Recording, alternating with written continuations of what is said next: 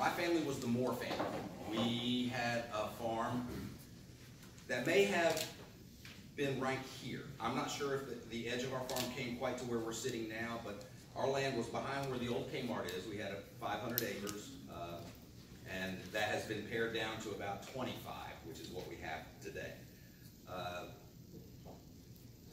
Originally getting here about 1825, we settled over here. We had the adjoining farm to the Sam Davis farm. The Stewart's Creek was the border between our farm and their farm. From the rooftop of the original plantation home, which is long gone and burned down, you could see the roof of the Davis family. Civil War hit Smyrna pretty hard, and so many of those are the stories that survive in my family. The everyday living in a farm life in rural Tennessee was not, you know, the material of interesting family stories. So the stuff that I get is that kind of activity that came down from my great-grandmother, Cora Moore Mitchell. Some of you that have white hair like me and older might remember Miss Cora. She started the little Smyrna Smyrna Mission over at the Methodist Church, and worked very hard to make sure that every child in Smyrna had a pair of shoes. Miss Geneva Ward, who had many children that didn't have shoes, was also a huge part of the mission, who generated a tremendous amount of interest with the kids. And I think it was a very important thing to have in Smyrna at that time. It allowed the people in Smyrna that were doing well to lend a helping hand to the people in Smyrna that weren't doing so well. We were a village at that time. We were a small little town. Everybody knew each other, and everybody cared deeply for each other, I think. And that didn't matter what side of the proverbial railroad track you lived on in Smyrna, you were going to be well cared for. I am mildly related to the Davis family. Sam's father's sister was my great-great-great-great-grandmother, ultimately marrying Major Moore, who became a major at the Battle of Stones River. The major on day one for the 4th Company D Rutherford County Boys was killed, and I'm just going to call him grandfather so I don't have to go through all the grades, was promoted. He was married to Andromedia, who was a very strong, powerful Smyrna girl in a lot of different ways. Most of you may know that there was a Union garrison that was placed. Everybody know where Goodall Clinic was? Anybody not know? You don't know where Goodall Clinic was. If you're going straight down Murfreesboro Road, just before you get to that very first railroad trestle on the right, where they just tore some buildings down, right across the street on this side of the road, there was a Union dugout that they had dug into what was formerly known as Fort Hill, later became Goodall Clinic. And they had they had dug out a hole in the earth with timbers, and that was where their fort was. We had the closest farm to that fort, so we were the first to get raided. There are stories of them taking the corn out of the corn crib, finding the peach brandy, which was probably the most upsetting theft that occurred in the family. And those are the kind of stories that we grew up with. There's also another interesting story that is so poignant for the time, and I think very telling of that period in our country's history. A new commander had been sent down to oversee this Union fort.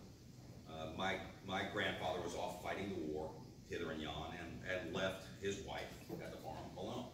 At that point, the Union soldiers had already taken over most of Middle Tennessee. All of the family's slaves, an embarrassing part of my family history, had all run off to Murfreesboro. So she was left there alone with the children, constantly being harassed by the soldiers that were down at the fort, shooting their guns all over the property. These are Civil War bullets I found all over my mom's front yard, now my front yard, and constantly being harassed with theft and constantly in fear. You know, it's a woman alone at home with 2 children, surrounded by a bunch of angry Yankees. They know that her husband is a major in the Confederate State Army, so they're probably not overly kind to her.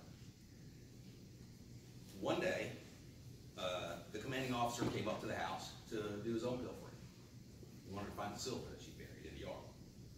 And he was going through the house, going through every drawer, every cupboard, and he went to her bedroom. And whole time Andromedia berating him for his treatment of a woman alone.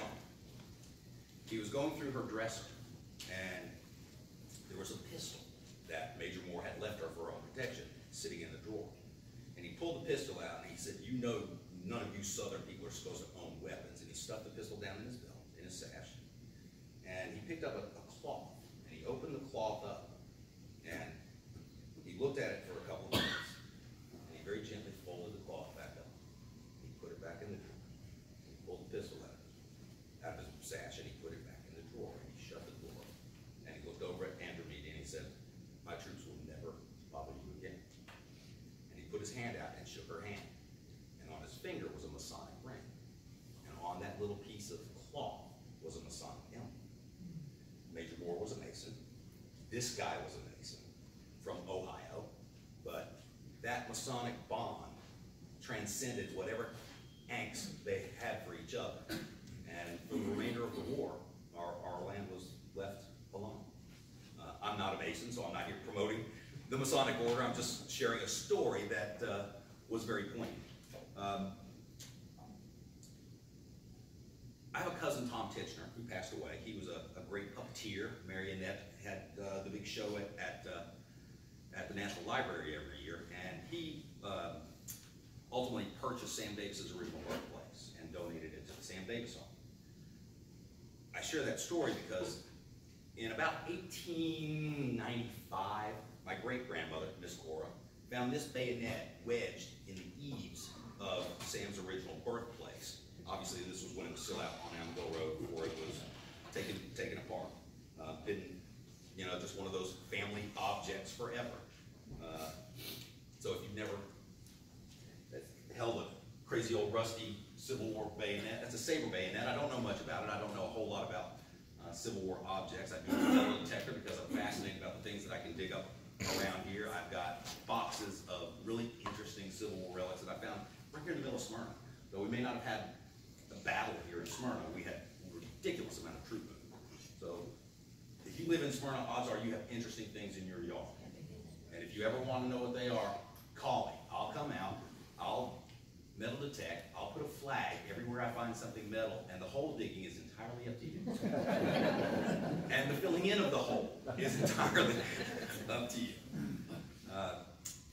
During the Depression, my great-grandmother's husband committed suicide. Not an uncommon occurrence. Left her with this farm, 2 children, and not a lot of future. That's when we started selling, or my great-grandmother had to start selling off pieces of land, and how it ultimately became the residential neighborhood that is. The Joneses came in and purchased land and built a neighborhood back there. So somebody in our family has continuously lived on a piece of that land for almost 200 years now. As I said, my mother recently passed away in December, and I've inherited the family house, so a family member is going to stay on that land for, I think another 200 years. Those are not plan on living that long. But that's about all the history that I've gotten in the amount of time that I had to share with you guys. I doubt anybody has any questions about that stuff. House at? Where's the original home? Where does it? Do you know where Creek Hill, what we used to call Creek Hill is? Yes. That was one of the original driveways. If you follow Creek Hill all the way up to where it dead ends into Moore Avenue, named after Major Moore, in fact, all of Creek through Hart Branch. through Hart's Branch, Okay. that was the original driveway. Our family cemetery is just to the left Yeah. of just before you get to Moore Avenue. Yeah. And if you cross over Moore Avenue, that house that sits on the highest ridge is where the original house was. Oh, really? Now, we also had a racetrack, which if you look at the 1876 map, it shows where the racetrack was on the farm. Probably 500 yards from here, in a straight line from where, in a straight line from where I am right here. I'm turned around, but yeah, that's east, I believe. Yes, Marty, east? Now, didn't your family have where the Kmart is? Yes, That was your land too, correct, correct? correct.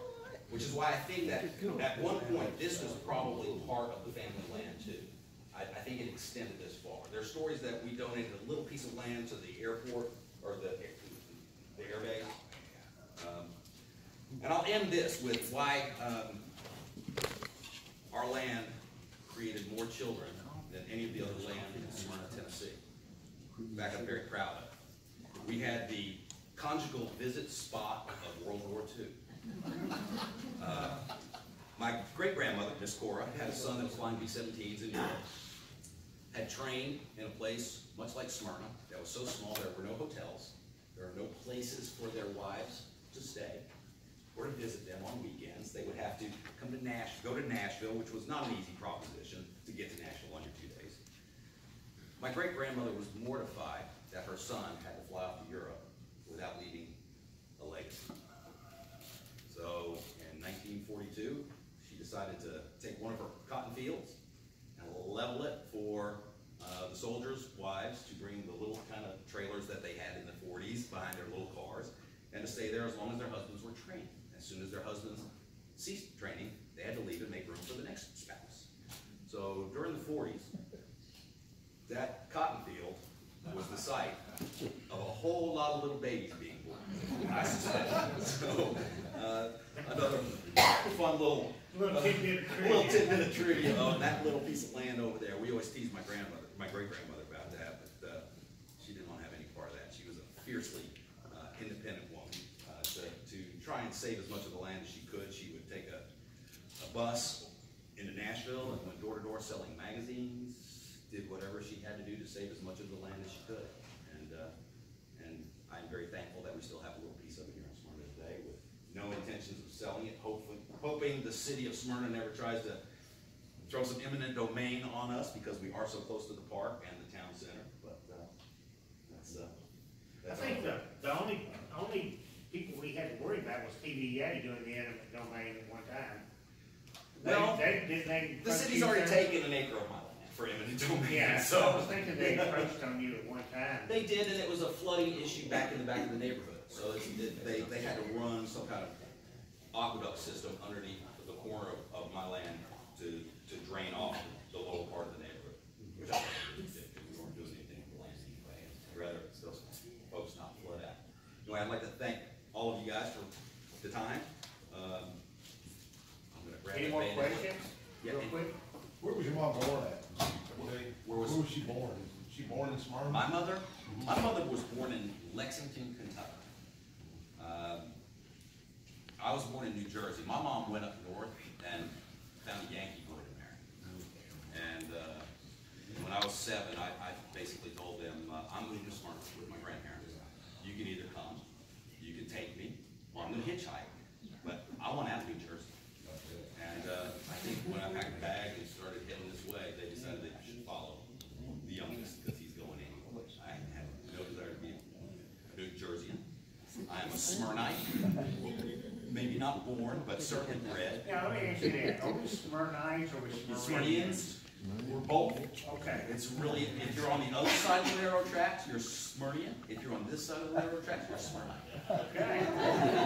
I just made that up, Marty. I like it. Can I share that? Okay, good. You can certainly quote me. Thank you so much.